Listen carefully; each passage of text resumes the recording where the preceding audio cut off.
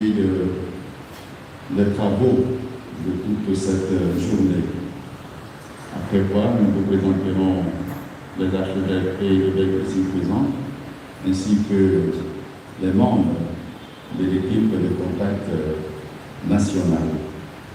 Nous invitons pour la lecture du résumé de la synthèse nationale des consultations diocésaines, Son Excellence Monseigneur Bruno Yedo, évêque de Bondy.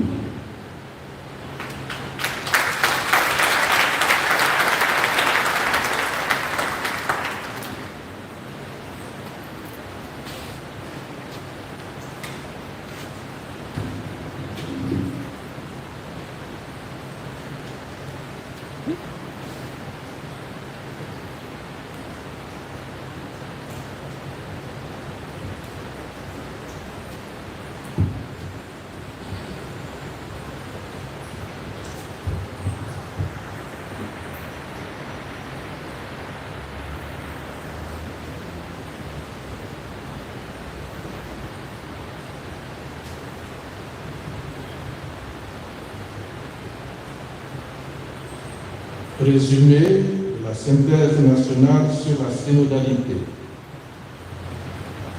Le processus synodal mis en œuvre à l'appel du pape François a mobilisé tous les diocèses de Côte d'Ivoire.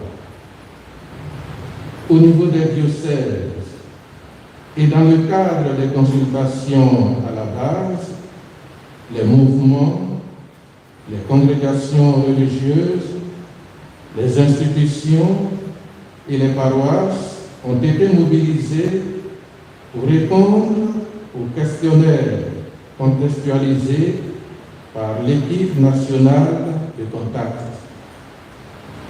Ce résumé de la synthèse veut donc restituer, autant que faire se peut, l'ensemble des points de vue critiques et appréciatifs de toutes les réponses. Les chrétiens de la Côte d'Ivoire vivent comme une expérience très heureuse le fait de constituer des communautés cosmopolites.